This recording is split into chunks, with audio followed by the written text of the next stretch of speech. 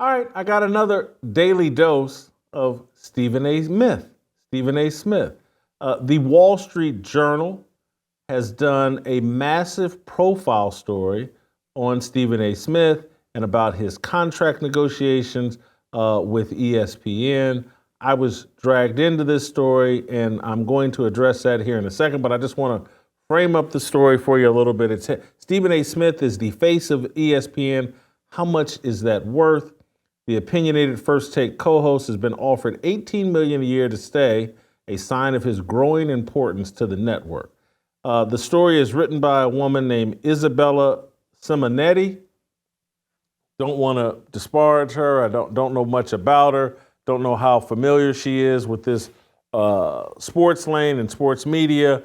First time I'm seeing her byline. I may want to. Anyway, long profile story. In my view, mostly positive, and it's one of these arranged stories when you're in the type of high-level contract negotiations that Stephen A. Smith is in. This is how you lean into, rely on your agents and the agency that represents you to position you well in the media. The Wall Street Journal is America's business newspaper. Also, I saw this Wall Street Journal story came out 2 days ago. On Wednesday, a new story came out in Sports Business Journal. This is all orchestrated and manipulated and controlled by Stephen A's agency. I believe he's represented by WME and Ari Emanuel and Mark Shapiro. These guys have the types of connections and relationships with these major news outlets to control the stories and the narratives as they make this push to get Stephen A. I think wants to be paid $20 to $25 million a year. ESPN is offering $18 million a year.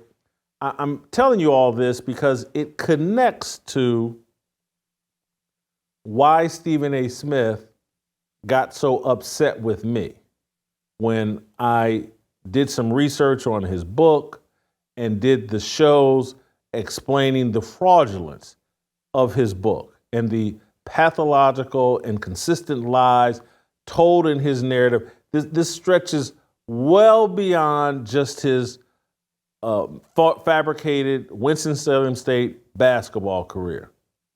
But he got all upset because he's in a contract push and he was going to use his memoir, the paperback version of his memoir. This is all part of a system and a scheme designed to make Stephen A. Smith worth $25 million a year.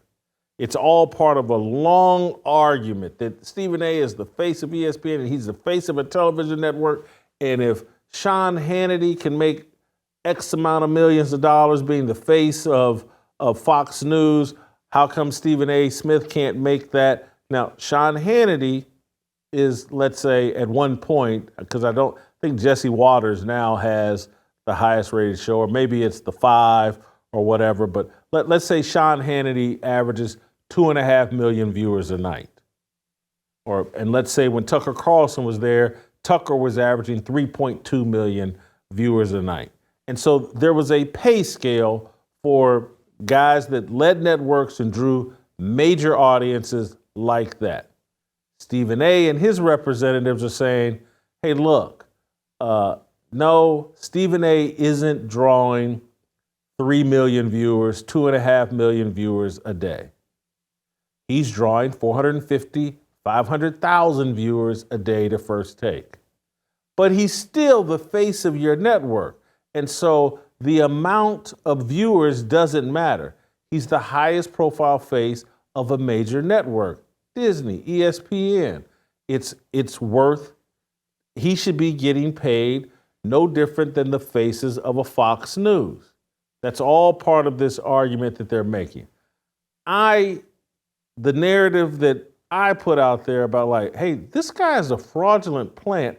How can he be the face of sports TV journalism when he's a pathological liar and has had a book published or has written a book that's filled with obvious lies? This was problematic for Stephen A. Smith. That's why He had that tantrum, the substanceless tantrum that he threw where he just called me a bunch of names and whatever. You saw it. We don't need to rehash the whole thing.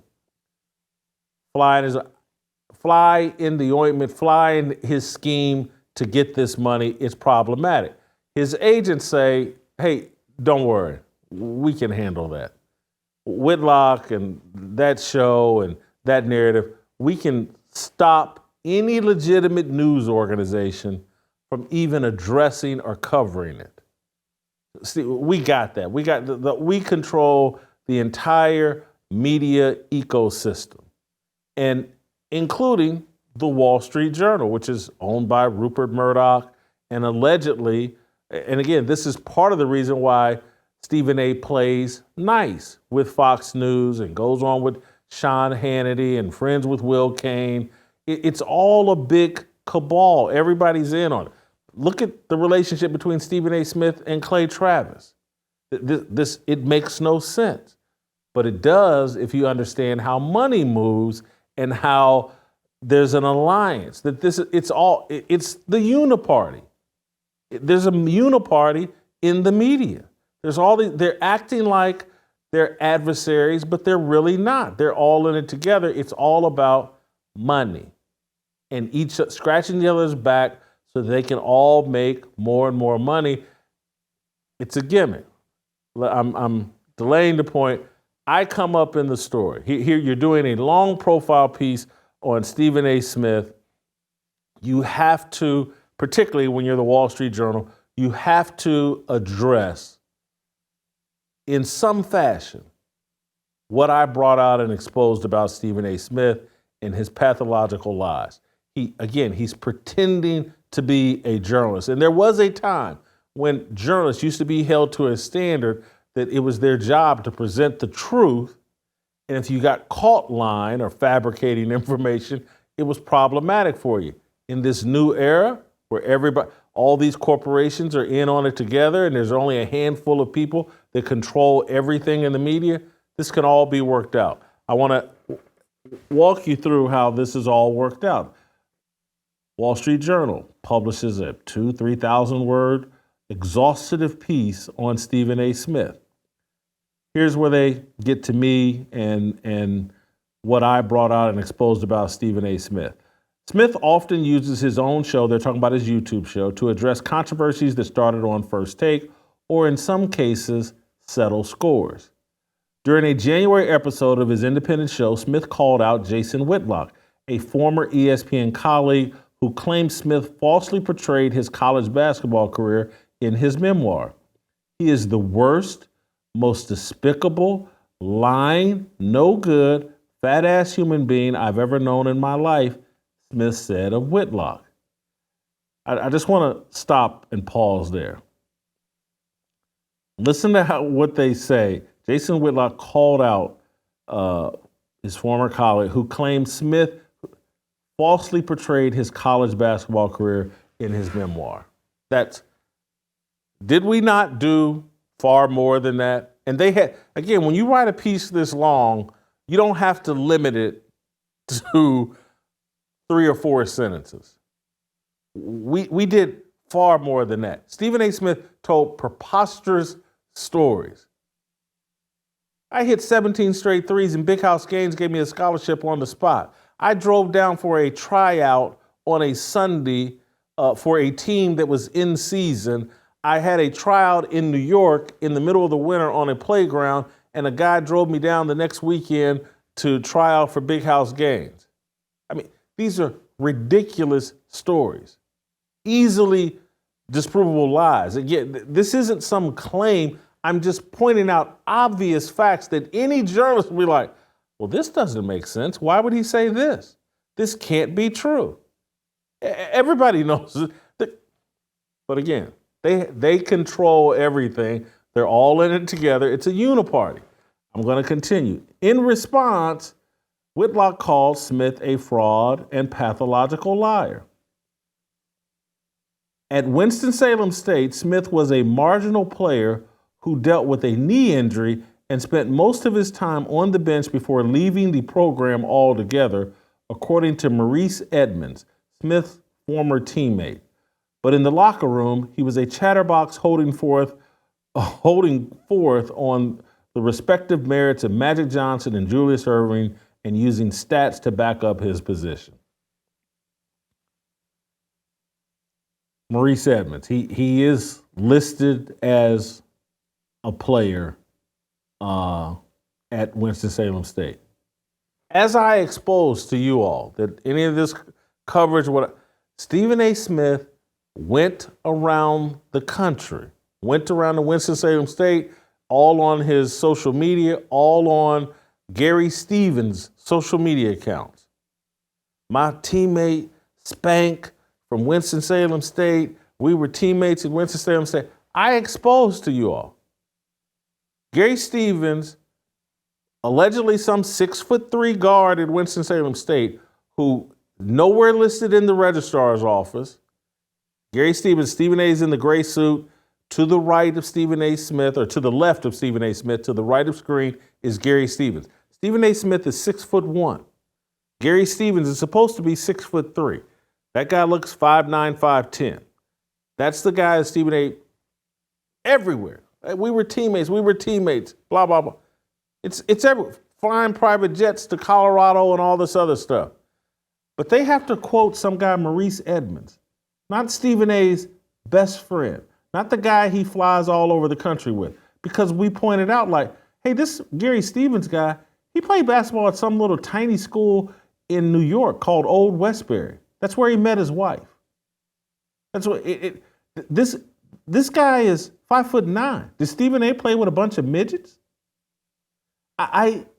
We pointed out, like, obvious, but they're quoting Maurice Edmonds? Why wouldn't, I've seen Gary Stevens on podcasts with Stephen A. Smith talking about being teammates and friends. Is Gary Stevens unavailable to vouch for Stephen A. Smith? Why do we have to drag out a Maurice Edmonds? This is orchestrated. This is what I'm talking about, the plant, the control. This is what Cat Williams was talking about. It's like they can fabricate, make up, twist the story, the narrative, any direction they want, and they can get major news outlets to back up whatever lie they want to tell, whatever narrative they want to tell. I used to do journalism. I used to write stories like that. I used to write for the Wall Street Journal. And perhaps I'm still, I think, in good standing. Perhaps they would, but I doubt it. Because things have gotten that uniparty-ish that I probably would not be allowed to write in the Wall Street Journal anymore. But trust me, the Wall Street Journal has my phone number. If I'm going to be any part of this story, it would have been very easy for this reporter, hey, here's Jason Whitlock's phone number, here's his email address, contact him. Quote him in this story, let him have his say in the story. Why do we have to reduce Whitlock's deal to something that's impossible for people to fully understand? The depth of the fraudulence that Stephen A. Smith and Winston-Salem State are executing here. Remember Mama Roseboro, Stephen A.'s best friend, teacher that was like his mother at Winston-Salem State, and we hold on, man. This woman's listed as a secretary in all these yearbooks and everything. She's no college professor. The suggestion, the allegations, the facts that we pointed out paint a far bigger picture than just who thinks Stephen A. exaggerated his college basketball career. Stephen A. Smith, out of his own mouth, the Wall Street Journal, there's video of Stephen A. Smith on ESPN lying about his basketball career. I only played one game. That's why I only averaged 1.5 points a game. He said this on air. One game, averaged 1.5 points. It's an impossibility. He came back on another show and said, hey, I'm lying about that. It's all a lie. I never played a game because I hurt my knee and I have a 6-inch screw in my knee. He said this. The Wall Street Journal, they're journalists. They know you can't put a 6-inch screw in anyone's knee. He said this on camera. They've built a make-believe world that they control and that they move their plants in and paint whatever picture they want of their plants. However, they distort the truth. It's a disinformation campaign. The man said he had, on camera, a 6-inch screw in his knee.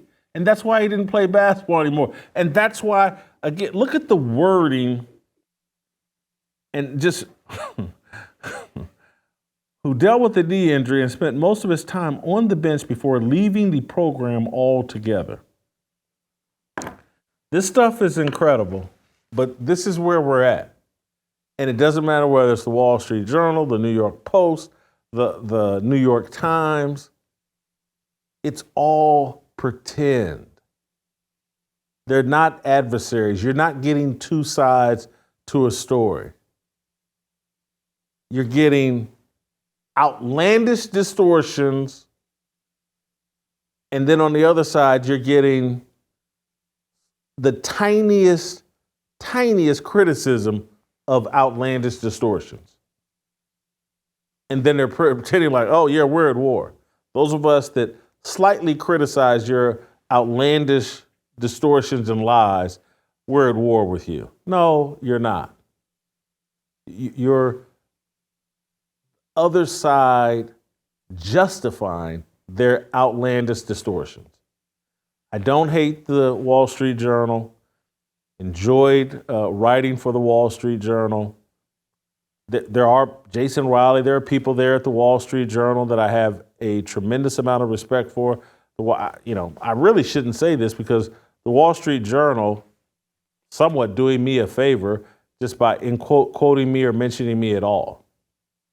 And they do it regularly, and I appreciate it. The Wall Street Journal is not in full denial that I'm a legitimate voice, a legitimate journalist, and speak a truth that needs to be recognized. But I got to keep it real.